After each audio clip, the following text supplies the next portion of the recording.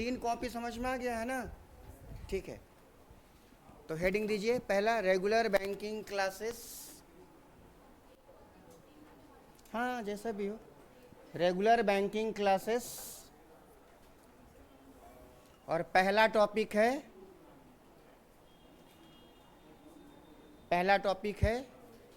Heading दीजिए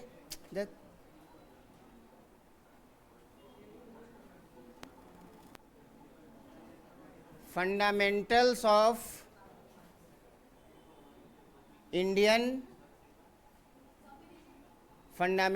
of Indian agri means agriculture, पहला topic. हाँ आज यही पढ़ेंगे। हाँ, fundamental of Indian agriculture, Indian agri and agri system. हाँ पहला हेडिंग दो, fundamental of Indian agriculture and agriculture system.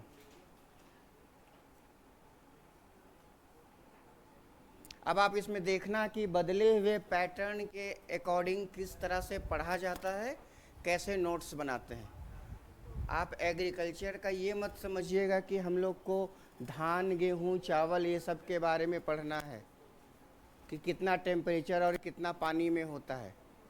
ये सब एग्ज़ाम का क्वेश्चन नहीं है, समझे? एग्ज़ाम में जो पैटर्न चेंज हुआ है उसको फोकस करना है। समझ में आ रहा है? तो स्टार्ट करते हैं। पहला नंबर लिखिए, present farm and farmer welfare minister. Present farm and farmers welfare minister, वर्तमान कृषि एवं किसान कल्याण मंत्री। वर्तमान कृषि एवं फार्मर्स वेलफेयर मिनिस्टर, नाम जानते हैं? अच्छा लिखिए डैश दे करके, शिवराज सिंह चौहान। लेकिन अगर आपसे ये एग्ज़ाम में पूछ दे कि शिवराज सिंह चौहान लोकसभा के मेंबर हैं, है ना, तो कहाँ से चुनाव जीते हैं? लिखिए अगला नंबर। हाँ यही सब एग्ज़ाम में क्वेश्चन आता है, समझे? लिखिए अगला number, Lok Sabha constituency of Shivraj Singh Chauhan.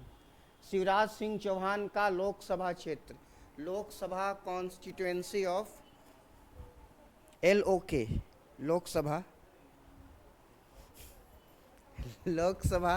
Constituency of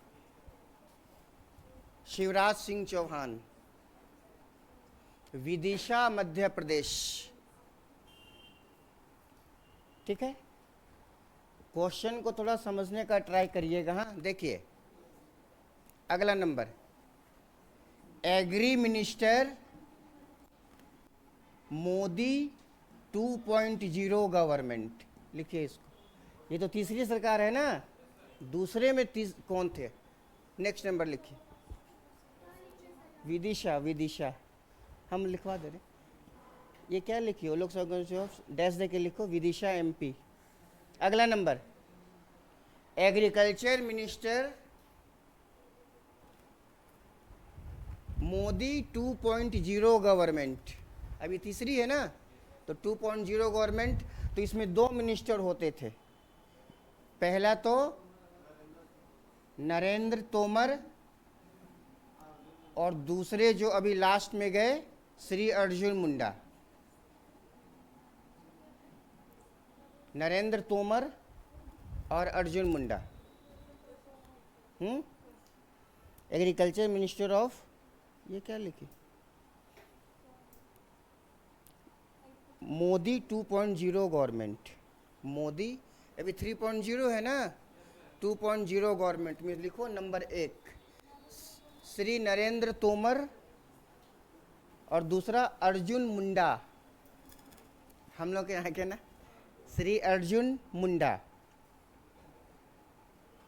ठीक है, अच्छा आप इतना तो जानते हो कि 1 अप्रैल से 31 मार्च फाइनेंशियल ईयर होता है। इतना मालूम है सबको। उसी तरह से 1 जुलाई से 30 जून ये हमारा एग्रीकल्चर ईयर होता है। ये वाले महीने से एग्रीकल्चर ईयर 2024 और 25 शुरू हो गया है। कभी कभी एग्ज़ाम में दे देता है, हम लोग पहले पढ़ भी चुके हैं इसके बारे में कि एग्रीकल्चर ईयर जब आरबीआई पढ़ रहे थे तो, है ना, तो 1 जुलाई से शुरू होता है। ठीक है, तो लिखिए अगला number, agriculture year of India. Agriculture year of India 1 July to 30 June. 30 Bangla में 30 बोलते, 30 जून। 1 जुलाई से 30 जून लिखो, हो गया इतना जल्दी। 1 जुलाई से 30 जून। अच्छा, अभी देखो, अब अगर ये एग्रीकल्चर ईयर ये है तो ये अभी शुरू हुआ है, अभी कितना दिन ही हुआ होगा, 9 दिन हुआ है मुश्किल से। तो गवर्नमेंट ऑफ इंडिया ने टारगेट फिक्स कर दिया कि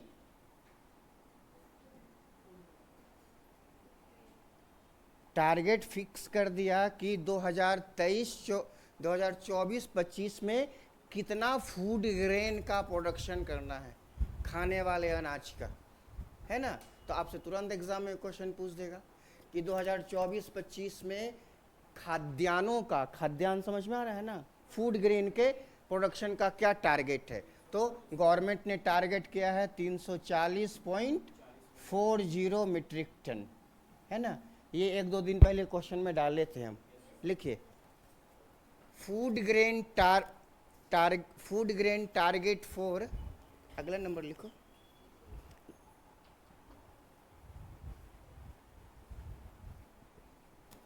मीट्रिक टन। 1 मीट्रिक टन में 10 लाख किलो।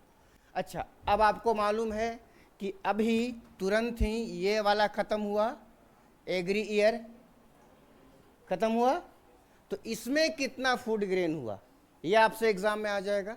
तो almost 309 metric ton food grain का प्रोडक्शन हुआ, समझे। तो लिखिए,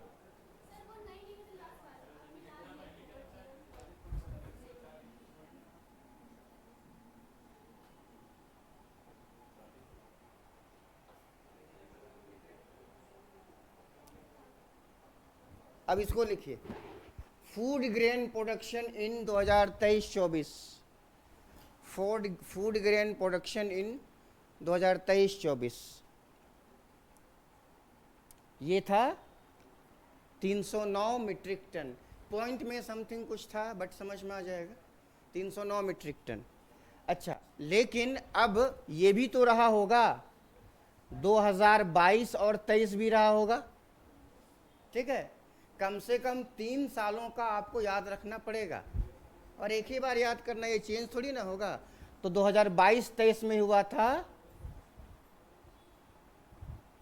ऑलमोस्ट 329 मीट्रिक टन। लिखिए, food production in 2022-23 agri year, food production in 2022-23 agri year 329 metric ton, ठीक है। तो देखिए, जब आप एग्रीकल्चर पढ़ रहे हैं तो आपको कैसे शुरुआत करना है, क्या पढ़ना है, ये सब पता होना चाहिए, समझे। नहीं तो आप किसी गाइड में जाओगे तो फंस जाओगे, समझ में नहीं आएगा, उसी को बेस मान करके पढ़ते रहेंगे। क्लियर हो गया है यहाँ तक, ठीक है। अगला हेडिंग दीजिए, Indian agri and pattern of monsoon, Indian agriculture and pattern of monsoon, ठीक है। केवल बोर्ड में देखिएगा, अभी लिखने का ज़रूरत नहीं।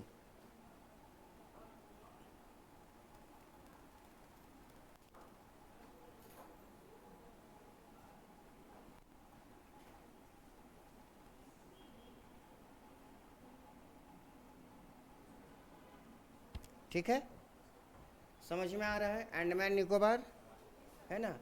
तो हमारे देश में मॉनसून जो है उसके आने का टेंटेटिव संभावित तिथि 28 मई है। और ये एग्ज़ाम में पूछा जाता है, ज़रूरी नहीं है कि आ ही जाए, तो क्योंकि अंडमान निकोबार हमारा पार्ट है तो मानसून सबसे पहले वहाँ पे आएगा। देन इसके बाद 1 जून को केरला कोस्ट को हिट करता है, टेंटेटिव है ना, प्लस माइनस हो सकता है। और उसके बाद फिर 15 जुलाई होते होते पूरे इंडिया भर में एक्टिव हो जाता है। तो आप देखते होंगे कि ये वही समय है जब पूरे देश में कृषि कर्मण एग्रीकल्चर एक्टिविटी शुरू हो जाता है। तो इससे रिलेटेड कोई भी न्यूज आएगा तो क्वेश्चन बन जाएगा, है ना। आप इंडियन एग्रीकल्चर को विदाउट मानसून कंसीडर ही नहीं कर सकते हो। एग्रीकल्चर कॉमन आदमी से जुड़ा हुआ है, क्वेश्चन आना ही आना है, उसका पुराना न्यूज नया न्यूज़ तो आएगा ही आएगा, है ना। तो साथ में मानसून से रिलेटेड भी क्वेश्चन आता है। ठीक है, तो मानसून देखते हैं। पहले नंबर 1 लिखिए, tentative date of monsoon, monsoon की संभावित तिथि, tentative date of monsoon dash देके लिखिए 38 नहीं होता है कभी मानसून आने की संभावित तिथि 38 मत लिखना है, 28 मई। और कहाँ पे आएगा? अंडमान निकोबार में, अंडमान निकोबार। अगला number, tentative date for mainland, तो मेन लैंड में तो केरला हो जाएगा। ठीक है, tentative date for mainland Kerala 1 June. अच्छा, आपसे क्वेश्चन पूछा जा सकता है कि मॉनसून की जो हवा है वो किस तरह की हवा है? लोकल विंड है, इज ए परमानेंट विंड और is a periodic wind?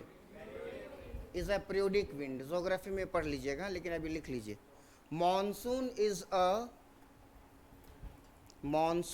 A periodic wind, monsoon is a periodic wind.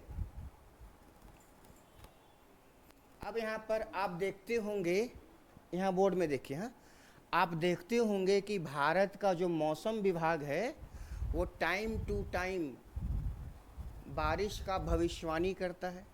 या कभी कभी आप सुनते होंगे हेवी बारिश होगा, येलो अलर्ट हो गया, है ना, कई कई तरह का अलर्ट होता है। अब एग्ज़ाम में क्या करता है, एसएससी के एग्ज़ाम में, कि मौसम विभाग का रेड अलर्ट क्या है, येलो अलर्ट क्या है, ऑरेंज अलर्ट क्या है, ये क्वेश्चन आने लगा है, समझे। तो पहले मौसम विभाग के बारे में जानते हैं। लिखिए next number, present chairman of IMO, Indian meteorological, ये पानी पी लें, जॉल खा लेते हैं present chairman of Indian meteorological department, meteorology या हिंदी में लिखना मौसम विभाग के अध्यक्ष, present chairman of Indian meteorological department, उनका नाम है श्री मृत्युंजय महापात्रा, मृत्युंजय महापात्रा।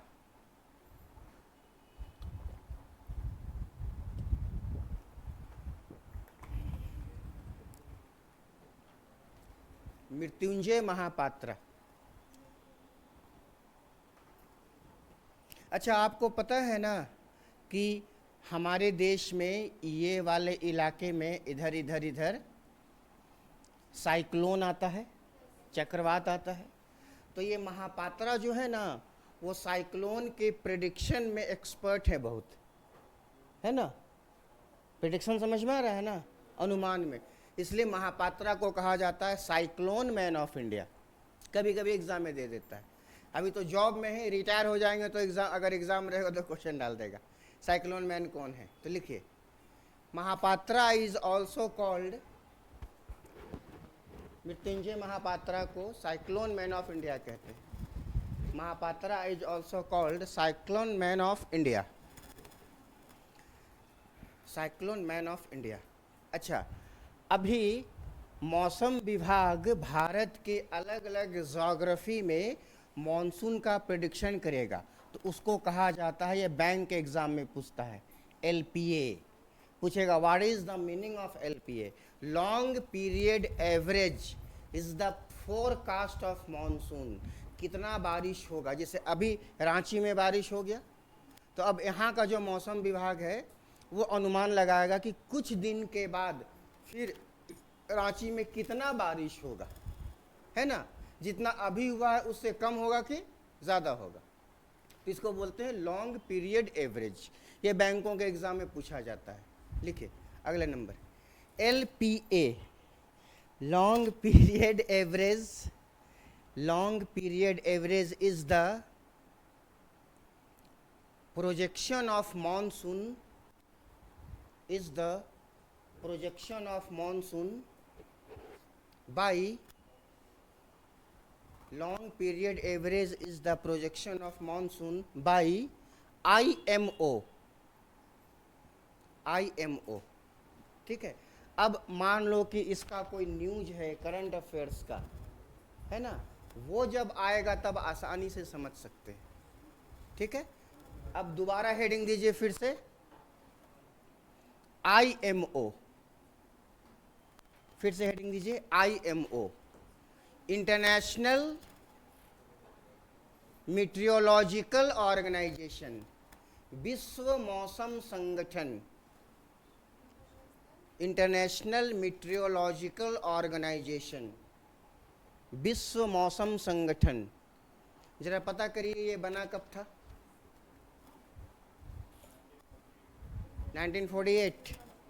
ठीक है, 48 मिल गया है। लिखिए नंबर 1, इस्टेब्लिशमेंट, इस्टेब्लिशमेंट 1948। दूसरा number, headquarter Geneva, headquarter Geneva तो जानते होंगे, स्विट्जरलैंड में है, नहीं मालूम है तो लिख लीजिए, स्विट्जरलैंड में है हेडक्वार्टर जेनेवा। और अगला नंबर, प्रेजेंट चेयरमैन, बड़ा प्यारा सा नाम है, अब्दुल्ला अल मंडोस। मंडोस माने खजाना होता है। Abdullah Al Mandous of UAE, Abdullah Al Mandous of UAE, Abdullah Al Mandous of UAE.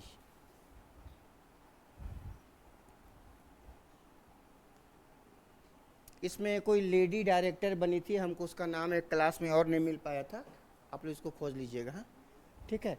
अब देखिए, ये एक बड़ा अपॉइंटमेंट है, एक बड़े ऑर्गेनाइजेशन का अपॉइंटमेंट है। ठीक है। तो अभी CHSL के एग्ज़ाम में ये क्वेश्चन पूछा गया था, कोई एग्ज़ाम रहेगा तो उसमें ये क्वेश्चन डाल देगा। समझ में आ रहा है ना। तो ये हमारे मॉनसून से रिलेटेड टॉपिक था। आप लोगों ने सुना है कभी कि Indian agriculture is a gambling with monsoon? Monsoon खेती के साथ एक जुआ है, अगर बारिश हो गया तो ठीक, नहीं तो सब कुछ बर्बाद। ये कभी सुने हैं कि ये नहीं? आप लोग सुने हैं? तो आपसे क्वेश्चन पूछ सकता है SSC के एग्ज़ाम में, पहले नहीं पूछता था, अभी आ सकता है कि Indian agri is a gambling with monsoon. ये किसने कहा था? ये कहा था है ये तो जानते हैं, बट एग्जाम में क्वेश्चन आ सकता किसने कहा था। ठीक है। तो अगला हेडिंग दीजिए, Indian agri pattern, Indian agri pattern. ठीक है। हमेशा ध्यान में रखना है कि किताबी चीज़ को, किताबी भाषा को बिल्कुल जितना हो सके अवॉइड करना है ना। नहीं तो फिर है ना, SSC में और SSC में जो पैटर्न चेंज हुआ वो पकड़ में ही नहीं आएगा। बैंकों में तो समझ में आ जाता है कि फाइनेंशियल करंट अफेयर्स पढ़ना है, बैंकिंग पढ़ना है। एसएससी में आप ये सब नहीं करिएगा तो मार खा जाइएगा, ठीक है। तो लिखिए पहला नंबर, अकॉर्डिंग टू एक व्यक्ति है, ये मेल है फीमेल नहीं है, हाँ। अकॉर्डिंग टू मीनू मसानी, नाम से लग रहा है कि कोई लड़की होगी, लेडी होगी। According to Minoo Masani, Indian agriculture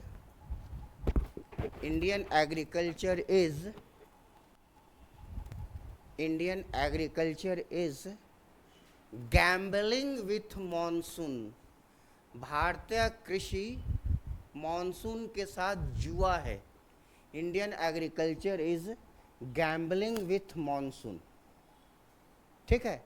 अच्छा, अब आप देखिए कि हमारी जो ये धरती है ना, उसमें सॉइल अलग अलग है, बारिश अलग अलग है ना। स्ट्रक्चर जो है वो ज्योग्राफी का वो डिफरेंट है। तो सब जगह खेती का पैटर्न एक जैसा तो नहीं होगा, अलग अलग होगा ना। तो पूरे दुनिया को 13 एग्रीकल्चर जोन में बांटा गया है ना। कुछ हमारा जोन है, कुछ इधर है, ये है, अफ्रीका है, अमेरिका है। तो टोटल 13 एग्रीकल्चर जोन है। उसमें हमारा जोन क्या बोलेंगे, मॉनसून एग्रीकल्चर जोन। समझ में आया तुमको? तो लिखो आगे। The globe is divided into, globe समझ में आ रहा है ना?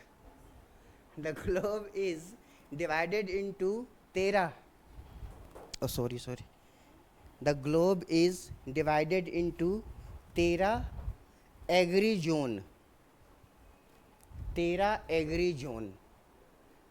अब जरा यहाँ पर देखिएगा, हाँ।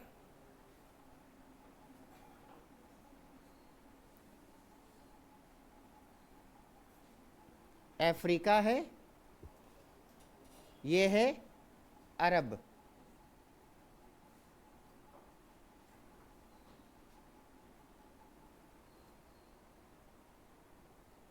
ये है पुर्तगाल, ये है स्पेन, और ये जो अंदर पानी दिख रहा है इसको बोलते हैं मेडिटेरेनियन सी, भूमध्य सागर। और ये पूरा का पूरा जो पार्ट है इसको बोलते हैं मेडिटेरेनियन एग्री जोन, है ना।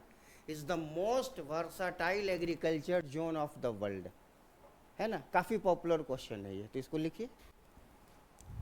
पहले इंग्लिश में लिखिए, फिर हिंदी लिखवा देते हैं। Mediterranean agriculture zone, Mediterranean agriculture zone is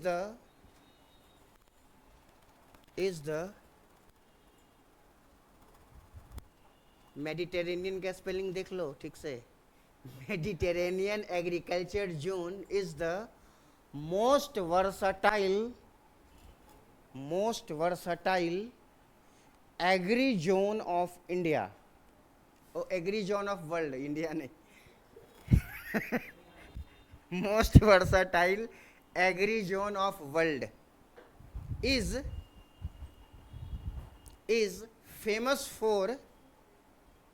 is famous for citrus fruits, इसका हिंदी लिखिए। भूमध्य सागरीय कृषि प्रदेश सर्वाधिक विविधता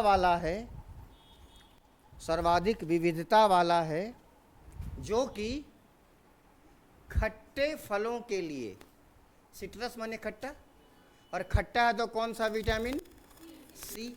तो एग्जाम में आ जाएगा कि विटामिन सी वाले सबसे ज़्यादा फल कहाँ होते हैं, तो यहीं होते हैं, है ना। Is famous for citrus fruit, जो खट्टे फलों के लिए फेमस है। अच्छा, अब आपसे एग्जाम में क्वेश्चन आ जाएगा, सोअर हनी, खट्टा शहद कहाँ मिलता है। हनी का मतलब तो मिठास होता है, लेकिन यहाँ के फलों का, फूलों का जो नेक्टर होगा, पराग होगा, उसी को खा करके मधुमक्खी अगर शहद बनाएगी तो वो तो सोर होगा, खट्टा होगा, यानी तो बीटर भी हो जाता है। तो एग्ज़ाम में पूछ देता कि खट्टे शहद कहाँ पाए जाते हैं, तो मेडिटेरेनियन में खट्टे शहद पाए जाते हैं। यूनिक लगता है सुन के, है ना, लेकिन दिमाग अगर काम कर रहा है, समझ है, तो आराम से क्वेश्चन बन जाएगा, है ना। ठीक है, हम लोग का हेडिंग क्या था? Indian agri pattern. हाँ, अब इसमें लिखिए इंडियन एग्री पैटर्न में पैरा चेंज करके नंबर ए, जो आप लोग शुरू से सुनते आ रहे हैं। खरीफ, रबी, ये अंग्रेजी वर्ड है, हिंदी नहीं है। बहुत लोग इसको हिंदी समझ लेता है, इतना पॉपुलर हो गया है ना कि इसको लोग सब कोई बोलता है। रबी, और तीसरा है जायद क्रॉप। खरीफ, रबी और जायद क्रॉप। लिखो, क्या देख रही खरीफ, रबी और जायद क्रॉप। ठीक है, थोड़ा सा देख लेते हैं, नॉर्मल टॉपिक है, तुरंत हो जाएगा। नंबर ए लिखिए, खरीफ, खरीफ की सोइंग, खरीफ की बुआई, सोइंग, थोड़ा बहुत हिंदी भी लिख लो। खरीफ की सोइंग, खरीफ की बुआई। अच्छा, अभी धान लग रहा है ना, तो धान खरीफ है। अब आपसे एग्जाम में पूछ देगा कि खरीफ की फसल कौन से मौसम में लगाई जाती है, तो आप क्या बोलिएगा, बताओ। ये कौन सा मौसम है?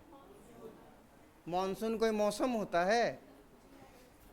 अरे जुलाई महीना होता है। This is wet summer. अभी ड्राई समर खत्म हुआ। एग्जाम में डायरेक्ट ऑप्शन पूछेगा कि धान कब लगता है, तो अब बरसात का मौसम मत कर दीजिएगा, वेट समर होता है, ये गर्मी का मौसम है। ड्राई समर खत्म हो चुका। वो ड्राई समर का फेस्टिवल है, ऐसा वर्ड था। अच्छा, लिखिए नंबर एक, ये क्या लिखा हुआ है? खरीफ की सोइंग वेट समर। वेट समझ में आ रहा है ना, नमी, नमी वाला, नमी वाले गर्मी में होती है, वेट समर में होती है। The sowing of kharif is in wet summer. ठीक है, और हार्वेस्ट कब होता है? विंटर में, जाड़े में। लिखने का जरूरत नहीं है, कुछ एग्जाम्पल लिख लीजिए। नंबर ए, पैडी, पैडी के बाद मेज, मकई, मेज के बाद बार्ली, जिसको जौ बोलते हैं, बार्ली, बार्ली, बार्ली के बाद कॉटन, कॉटन, कॉटन के बाद शुगर केन, गन्ना, शुगर केन, शुगर केन के बाद मिलेट्स, बाजरा, मिलेट्स, बाजरा। ठीक है, उसके बाद आप दूसरा नंबर लिखिए, रब्बी क्रॉप। विंटर में, विंटर जाड़े में, विंटर में सोइंग होता है, विंटर में बुआई होता है, और ड्राई समर में,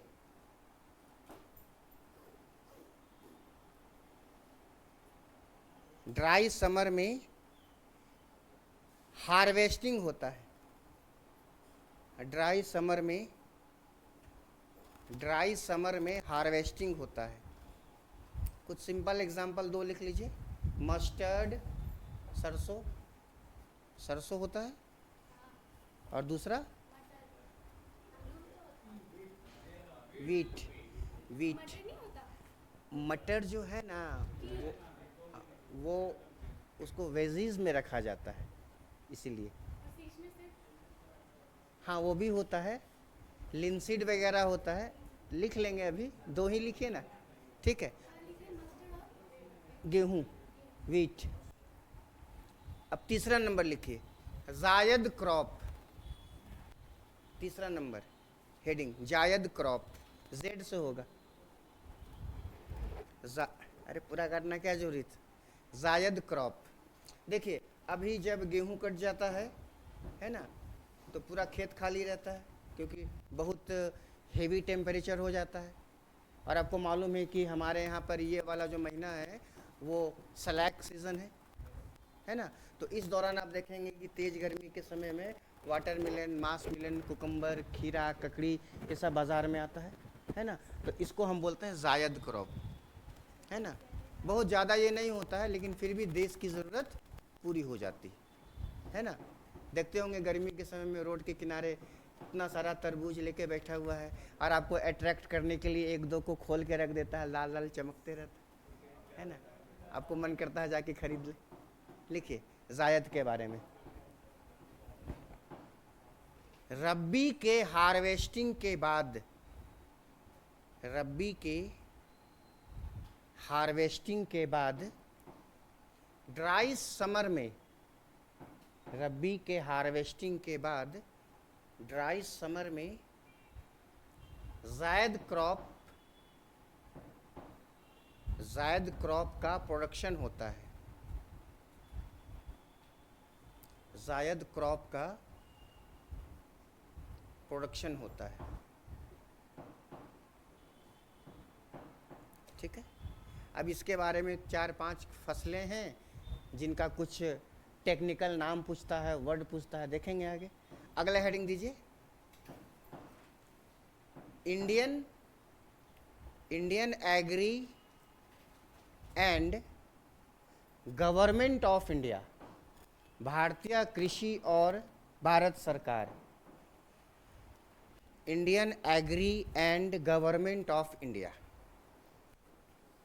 ठीक है। देखिए, हमारे देश में जो मैक्सिमम किसान हैं वो मार्जिनल हैं। मार्जिनल, हिंदी में सीमांत, जिनके पास 2 एकड़ या इससे कम ज़मीन है, इसको मार्जिनल बोलते हैं, है ना। तो हमारे देश में एग्रीकल्चर का सिस्टम कारपोरेट बेसिस पर नहीं हो सकता है, जैसे कि अमेरिका और बड़े बड़े देशों में होता है ना। हज़ारों एकड़ का खेत है। हमारे देश में खेती का मेन लक्ष्य लाइवलीहुड, बस अपना ज़िंदगी हम बचा लें, जी लें, किसान ये सोच करके खेती करता है, समझे। तो गवर्नमेंट ऑफ इंडिया जो है वो किसानों के लिए उसका क्या क्या आइडियोलॉजी है, किस तरह से वो खेती किसानी को प्रोटेक्ट कर रही है, उसका जो रिसेंट न्यूज़ है, समझे, वो एग्ज़ाम में ज़्यादा पूछा जाता है, ठीक है। तो एक बड़े टॉपिक से स्टार्ट करते हैं, पहले सुनिएगा। हाँ, हमारे देश का किसान जब अपने खेत में फसल को लगा लेता है तो उसके साथ ही उसका टेंशन शुरू हो जाता है। पहला, बारिश होगा कि नहीं होगा, है ना, उसके चिंता में पड़ा हुआ है। ज़्यादा हो गया तो भी टेंशन, फसल बढ़ रहा है कहीं पेस्ट ना लग जाए, पेस्ट समझ में आ रहा है ना, कीड़ा वगैरह ना लग जाए, उसका टेंशन। और जब फसल को हार्वेस्ट करके मार्केट ले जाएगा तो एक और टेंशन कि कहीं उसका कीमत नीचे गिर गया तो हम तो बर्बाद हो जाएंगे, समझे। तो हम सारे भारतीय लोग, कोई भी हो, किसी भी जाति धर्म का हो, हम लोग भाग्य पे ज़्यादा भरोसा करते हैं, भाग्यवादी बन गए हैं, है ना। कुछ अच्छा हो गया तो किस्मत अच्छा था, नहीं तो किस्मत खराब था, भाग्य में नहीं लिखा था, बोलते हैं ना। क्यों?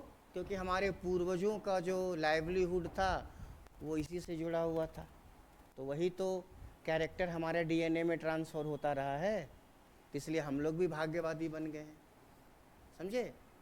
तो अब हमारे किसान की सुरक्षा के लिए भारत सरकार का क्या पॉलिसीज़ वगैरह है, उससे क्वेश्चन पूछा जाता है। है ना। तो इसमें हम लोग पहला हेडिंग देंगे GOI एंड MSP। MSP ये वर्ड सुने हैं? फुल फॉर्म तुम लोग सुनी हो? MSP मिनिमम सपोर्ट प्राइस, लिखो मिनिमम सपोर्ट प्राइस, हिंदी में न्यूनतम समर्थन मूल्य। ठीक है, अब ये क्या होता है समझ लीजिए, क्योंकि इसका है ना आपको एग्ज़ाम में, बैंकों के एग्ज़ाम में तो फिक्स है कि डेटा बेस्ड क्वेश्चन आता है, और SSC के एग्जामिनेशन में क्या होगा ना, क्वेश्चन थोड़ा आसान रहेगा लेकिन करंट अफेयर्स का ज़्यादा रहेगा। तो देखिए अभी खरीफ का फसल का तैयारी हमारे किसान कर रहे हैं, पूरे देश के बड़े जोग्राफी में तैयारी हो रहा है। भारत दुनिया का क्षेत्रफल में लगभग 2-2.5% है, लेकिन आज भी दुनिया में सबसे ज़्यादा खेती का ज़मीन हमारे ही देश में है, ना कि रशिया में, ना कि चाइना में। ठीक है, तो बारिश लगातार हो रही है, किसान खेत तैयार कर रहे हैं। अब क्या होगा, एग्रीकल्चर मिनिस्ट्री का एक बहुत बड़ा डिपार्टमेंट है CACP, commission for agriculture cost and price, है ना। एग्जाम में पूछा जाता है कब इस्टेब्लिश हुआ था, अभी मत लिखो, बाद में लिखना है, पेन रखो नीचे। Commission for agriculture cost and price, ठीक है।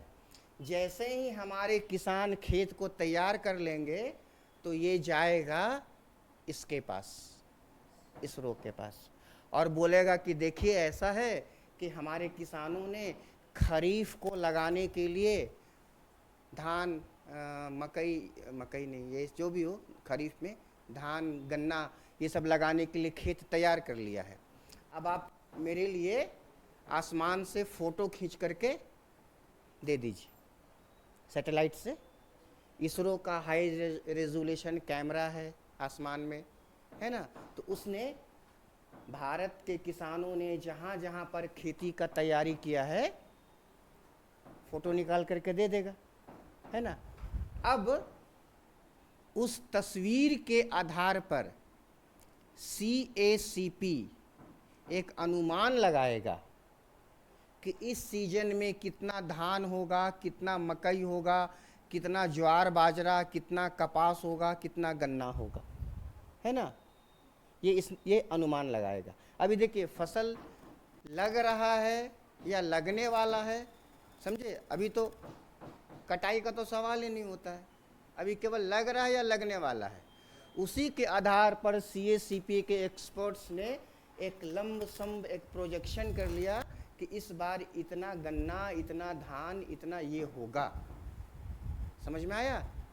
तो पहले इसको लिख ले, लिखिए नंबर A CACP। ज़रा देखिएगा ये कब बना था। हाँ 1965, 1971 में बना था, एक बार देख लीजिए। हाँ CACP का फुल फॉर्म लिखिए, commission for agriculture, commission for agriculture cost and price. 65 में बना है ना।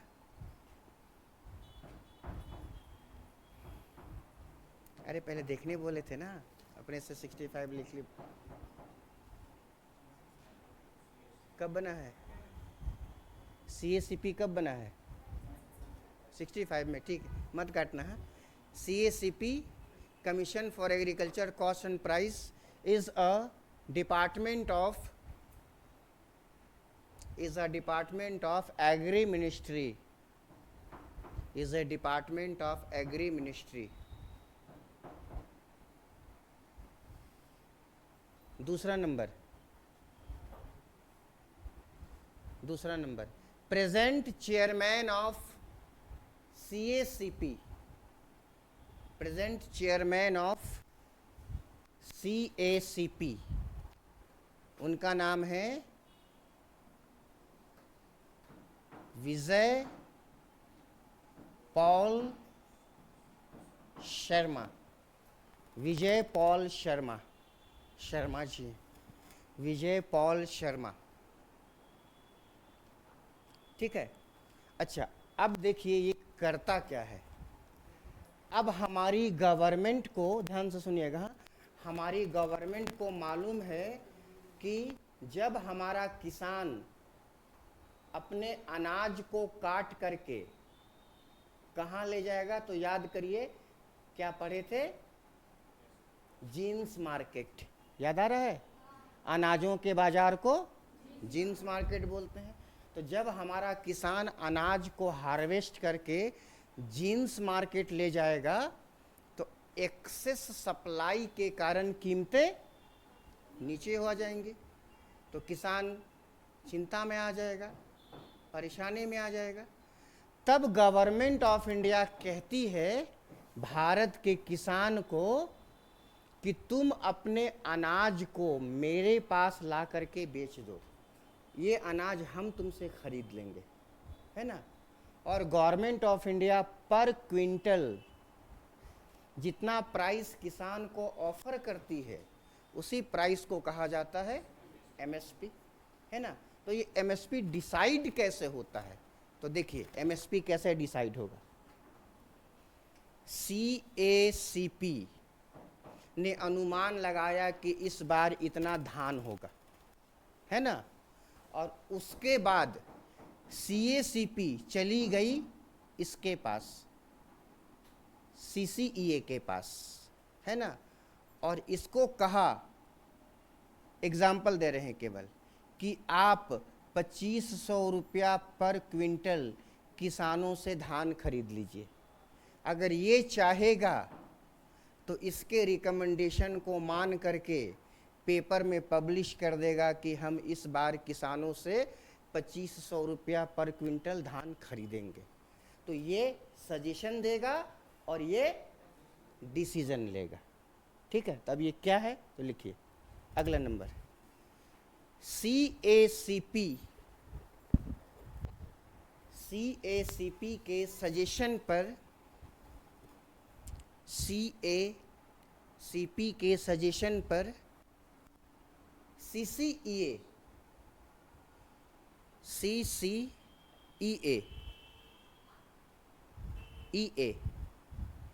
कॉमा दो एमएसपी, सीएसीपी के सजेशन पर सीसीईए कॉमा दो एमएसपी डिक्लेयर करता है, घोषित करता है, एमएसपी डिक्लेयर करता है। अब सीसीईए का मतलब लिखिए, क्योंकि ये बहुत ही महत्वपूर्ण ऑर्गेनाइजेशन है ना। सीसीईए का मतलब लिखिए, ध्यान से लिखिएगा, हाँ। देखिए कैबिनेट, पहला सी का मतलब कैबिनेट, दूसरा सी का मतलब committee, cabinet committee on economics affairs, cabinet committee on economics affairs.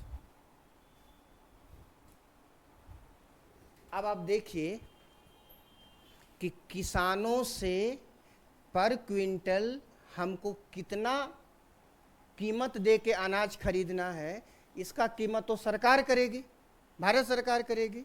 तो प्रधानमंत्री क्या करते हैं, कैबिनेट कमेटी, मतलब मंत्रियों की कमेटी बना देते हैं। नाम से ही लग रहा है मिनिस्टर होंगे, किसके ऊपर, इकोनॉमिक्स अफेयर्स के ऊपर, क्योंकि अनाज खरीदना, वो भी बल्क में लाखों टन अनाज खरीदना, this is a matter of economics. कोई बहुत साधारण बात थोड़ी ना है कि दुकान गए और 10-15 किलो चावल ले आए घर के लिए, यहाँ तो लाख टन अनाज खरीदना है, तो उसके लिए एक्सपर्ट्स लोग चाहिए कि नहीं। तो हमारे प्रधानमंत्री cabinet committee on economics affairs बनाएंगे, इसमें वे मिनिस्टर्स के अलावा कुछ दूसरे एक्सपर्ट्स को भी रखेंगे, और सीएसीपी ने जो सुझाव दिया है उस सुझाव पर लंबा डिस्कशन होगा, कि कितना में अनाज खरीदे नहीं खरीदे, और ये लोग फाइनल अपना डिसीजन ले लेगा और अगले दिन पेपर में पब्लिश हो जाएगा। समझे? तो अनाज खरीदना एक आर्थिक विषय है, तो डिसीजन किसने लिया? गवर्नमेंट ने। किसके माध्यम से? CCEA के माध्यम से। तो अभी कौन सा सीजन चल रहा है? खरीफ की रब्बी? खरीफ चल रहा है। तो अभी 10-15 दिन पहले ही CCEA ने मीटिंग किया है, क्योंकि कितना खरीफ होगा, कितना खरीदेंगे अभी से ना डिसाइड होगा। तो इसको लिखिए, अगला नंबर। क्रॉप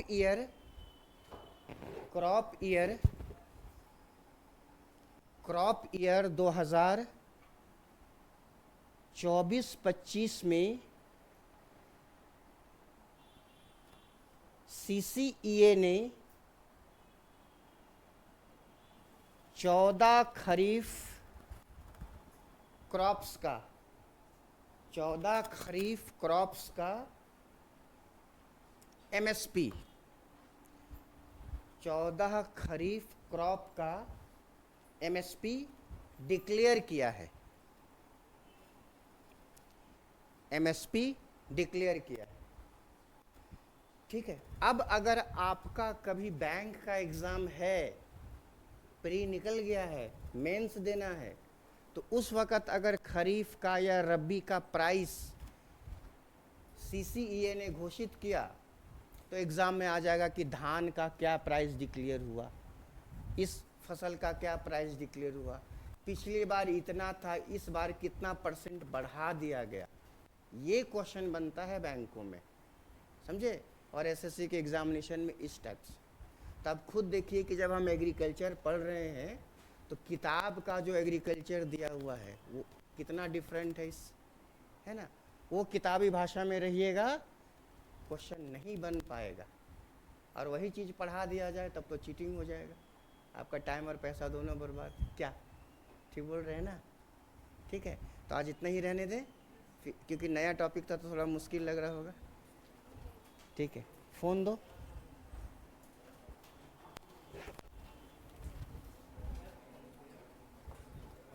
तुम्हें पहले यहाँ पहले पढ़ती थी? तुम्हारी सिस्टर पढ़ती थी? अच्छा, तुम्हारा चेहरा एक लड़की से मिलता है इसलिए।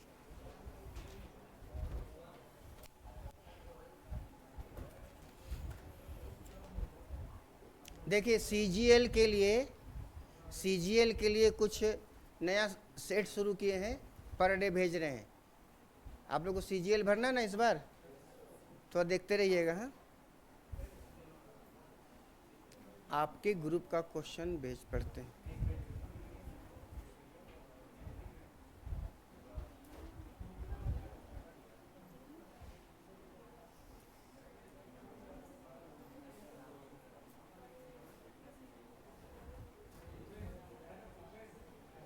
तुम बतलाना। सुनो, क्लास आ रही है ना? हाँ, इसको बंद करो। आप लोग नहीं बोलिएगा। हाँ, Kasavu sari is related to which classical dance of India? Bharatanatyam, Mohiniyattam. Kasavu किस रंग का साड़ी होता है? White. How many members countries in NATO? 32. Find out the right statement about NATO. The new Secretary General of NATO is Mark Rutte. सही है? The new Secretary General of NATO is Mark Rutte. सही है? The headquarter of NATO located in France, Belgium में। Finland is the 31st member of NATO. सही है, तो A और C सही है। How many board members in IRDAI board?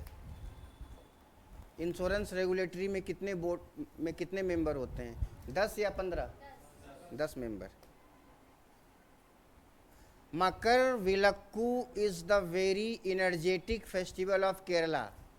The state of Kerala is known as God's own country. What is the New Year festival of Kerala? Attukal, Pongal, Vishu. Vishu है, ठीक है।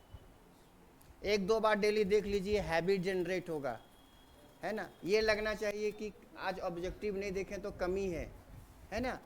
फिर क्वेश्चन अपने आप बनेगा, चिंता करने की जरूरत नहीं।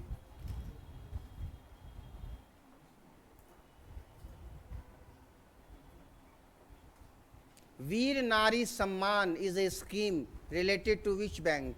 IDFC first bank, Punjab and Sind bank. Punjab and Sind bank. इसकी स्थापना का ना 117 साल हुआ है, इसलिए कुछ नया नया चीज़ शुरू किया है। अच्छा, एक दो क्वेश्चन और पूछें।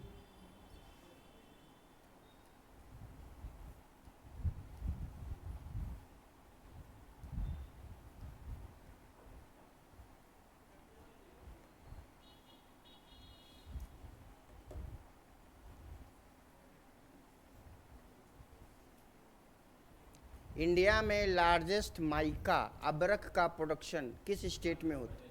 आंध्र प्रदेश। पहले तो झारखंड में, हाँ अब ख़त्म हो गया है। गिरिडीह कोडरमा है ना।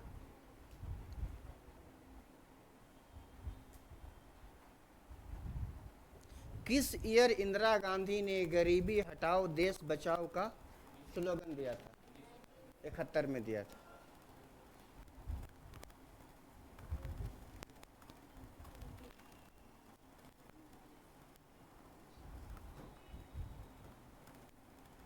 देखिए कुछ क्वेश्चन कैसा रहता है एसएससी में। पंडित सामता प्रसाद, जिनको गुदई महाराज कहा जाता है, वो किस घराना के तबला वादक हैं? बनारस घराना। घराना जानते हैं? क्या होता है घराना, बताइए। बोलो, घराना सुने? हाँ, आप बताइए घराना मतलब क्या होता है? अच्छा देखो, जैसे ये गुदई महाराज तबला बजाते हैं, अब तुम भी, तुम्हारा नाम बताओ। खुशी। अब खुशी भी तबला लेकर के एक नए तरह का म्यूजिक निकाल देती है उससे, है ना, जो पहले कभी नहीं था, है ना। निकाल सकते हैं, लाइक ए सॉफ्टवेयर है वो। तो अब तुमको फॉलो करके ये आकांक्षा ज्योति भी बजाने लगी तबला, दिन दिन था, फिर तुम भी बजाने लगा, हम भी बजाने लगे, पूरा रांची उसको फॉलो करने लगा, फिर धीरे धीरे पॉपुलर होकर के पूरा इंडिया में फैल गया। हर कई सारे कास्ट और रिलीजन के लोग हों उसमें, जो तुम्हारे टेक्निक को फॉलो करके उस तबला बजा रहे हैं, है ना। तब उसको हम बोलेंगे कि कहाँ से शुरू हुआ? BSc से। तो BSc घराना, है ना। और फाउंडर कौन है? खुशी कुमारी, है ना। फिर कई बहुत साल के बाद फिर तुम्हारा बड़ा नाम हो जाएगा, है ना। खुशी कुमारी BSc घराना की महान तबला वादक, है ना, हम लोग की गुरु। समझ में आ गया ना। ऐसे घराना होता है। सिंगिंग में भी ऐसा ही होता है। जैसे इसने कोई सिंगिंग,